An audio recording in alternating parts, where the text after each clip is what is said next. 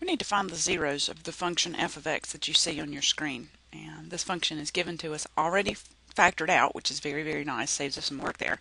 We know that to find the zeros of the function, what we're doing is finding the values of x that make the function equal 0.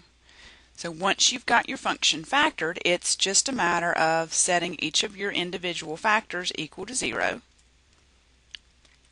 and solving them for x. So let me do that. Now our first 4 factors are linear. The last factor is quadratic. So we're going to get one value of x out of each of the first 4 equations we have, and we'll get 2 values of x from the last equation. The first 2 are, well, the first 4 are very straightforward. We get -3 and +1/2, negative square root of 2, and positive square root of 2, and then when we get to the third equation, the last equation here, we have a quadratic. Save you some time and tell you that does not factor, so the best way to solve that is to use the quadratic formula. So what I'd recommend that you do is pause the video right here and work that x squared minus 8x plus 41 equals 0 equation. When you do that, you're going to get a value of x that is equal to 4 plus 5i and a value of x that is equal to 4 minus 5i. Now I've picked this particular example to start with because it illustrates the fact that when we're looking for zeros of functions, we might have zeros that are rational numbers like 3 and 1/2. We might have zeros that are irrational numbers like positive and negative square root of 2. And we might have zeros that are complex numbers. So, and this is an example showing that you could have some of all 3 different types of numbers for zeros of your function. Normally, the problem that you're going to be given to work is not going to be given to you in factored form. For example, suppose we need to find the zeros of this function.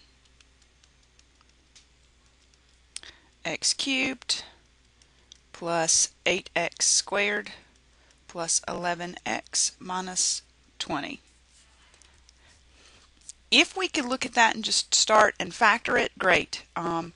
Best thing we could do here would be factor by grouping, and I'll tell you that's not going to help.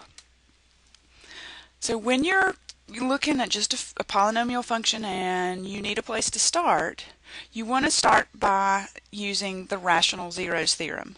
The rational zeros theorem gives you a list of numbers that are the possible, they're not all going to work, but they are the possible rational numbers that might be zeros of the function.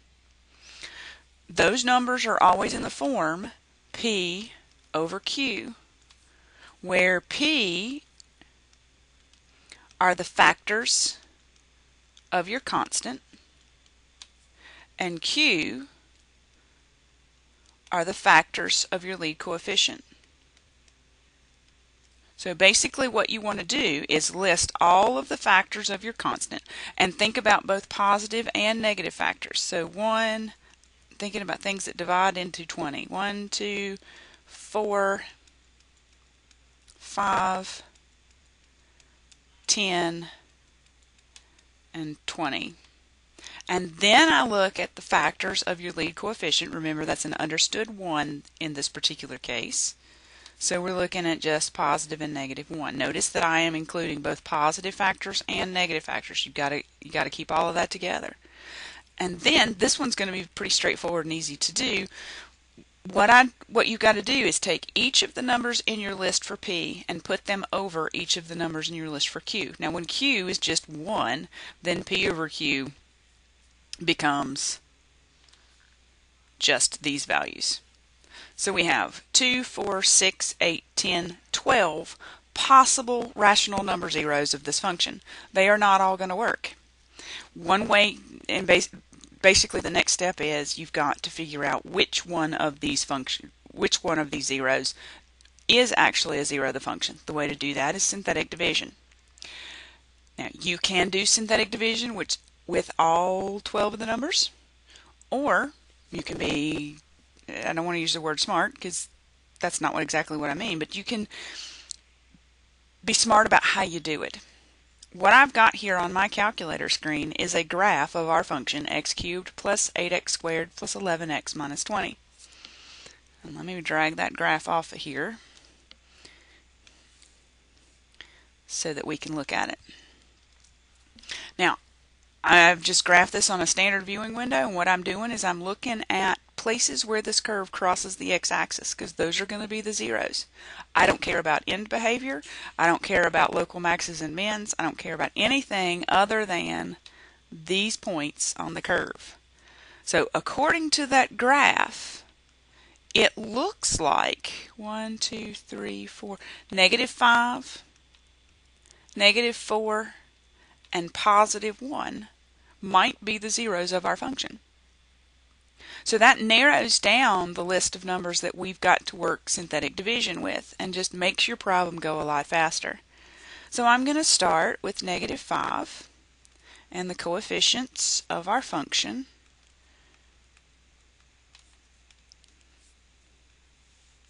Bring down the 1, multiply, add, multiply, add, multiply, add. All right, this is what we hope to see. This is good. We now have verified that -5 is a zero of the function. The other thing we've done is we've verified that we could factor out the factor x plus 5. The other factor is x squared plus 3x minus 4. So now our problem is to solve this equation.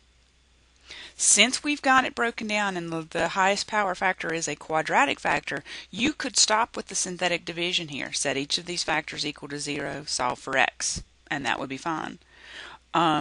Or, we've checked -5. We know it works. The other possibility is just to keep going, and let's check -4. If I do that, to save myself a little bit of space, I'm just going to kind of pick up where I left off with the synthetic division. I'm just sort of ignoring that column where the 0 is.